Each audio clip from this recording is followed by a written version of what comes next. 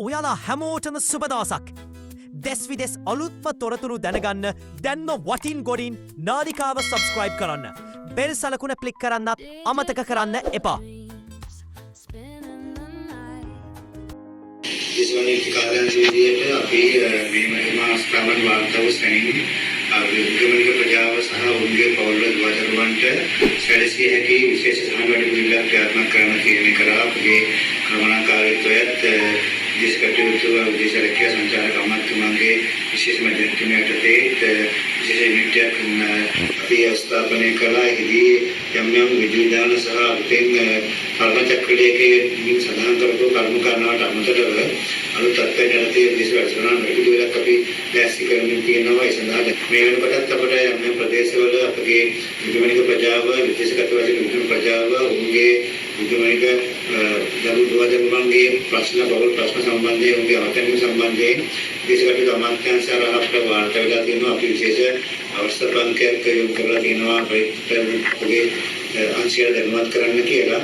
ඒ සමගම තමයි අපගේ විශේෂ සඳහන් කරන්න ඕන අපගේ විශේෂ අමාත්‍යාංශයේ සහ අපගේ කාර්යාංශයේ නිලධාරීන් යම් ප්‍රමාණයක අවතැන්වල වාර්තා වෙලා තියෙනවා. අපේ සම්බන්ධව සොයාබලා දෙයක් ඒ අදාළ සැකලයේ සහාය සම්බන්ධයෙන් කටයුතු අපට ඉක්මනින් යොසුදව අපගේ කාර්යාලය හරහා දිස්ත්‍රික් කාර්යාලය හරහා අපගේ දෘෂ්ටි කර්මාන්තරුවන් හරහා ක්‍රියාත්මක කරන්න අවශ්‍ය නොපෙනීම ශක්තිය ධෛර්යය සහ අවශ්‍ය මූලික ප්‍රතිපාදන කමනකාරී විද්‍යාවේ වෙනකොට ප්‍රතිපාදන නිකුත් කරලා තියෙනවා. අපි කාර්යාංශයේ වශයෙන් යන්නම් සහන සැලසීමට මේ වන විට කටයුතු සම්පාදනය කරමින් පවතිනවා.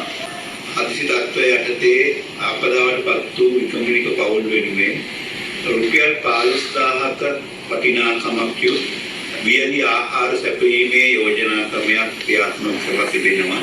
ඒ යටතේ විශේෂයෙන්ම අපි තේරුම් අරගෙන තිබෙනවා මේ වෙලාවේ ඇතැම් ස්ථානවලට අපිට මුදල් යොමු කිරීමේ ප්‍රායෝගික අපහසුතාවය ඇති වෙලා තිබුණා. එබැවින් අපි යෝජනා කරලා තිබෙනවා මේ විකම්පනික පවුල් වලට Tamanගේ අභිමතය පරිදි ඔවුන්ට පහසු ස්ථානයකින් රුපියල් 15000ක් දක්වා වියලි ආහාර මිලදී අරගෙන ඒ අදාළ ලේඛන සමග කාර්යාංශයට ඉදිරිපත් කළොත් ඒ මුදල් ඒ ගිවිද අදාළ වෙනසට ගිවිතු මුදල කාර්යාංශය මගින් ගෙවීමට කටයුතු කරනවා. එම මේ අපේ අපදා තත්ත්වයේ හේතුවෙන් තමන්ගේ දේපල වලට සිදු ඇති හානි සම්බන්ධයෙන් රුපියල් 50000 දක්වා හානි පූර්ණ වන්දි මුදලක් ලබා දීමට විගමනික පවුල් වෙනුවෙන් කාර්යාංශය තීරණය කරලා තිබෙනවා. එය ඉදිරියේදී අවශ්‍යතාවය මත සංශෝධනය කර මුදල වැඩි කිරීමට කාර්යාංශය අපේක්ෂා කරනවා.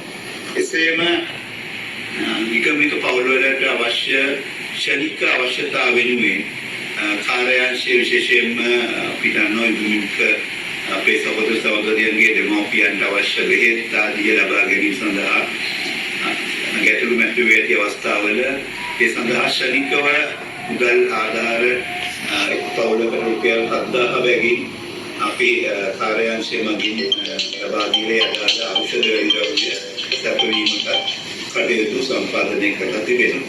ඊට අමතරව කාර්යාංශයේ සියලුම ශාඛා කාර්යාල පැය 24 පුරා ක්‍රියාත්මක කරන ආපදා සහන ඒකක බවට පත් කරලා ක්‍රියාත්මක වී පවතිනවා.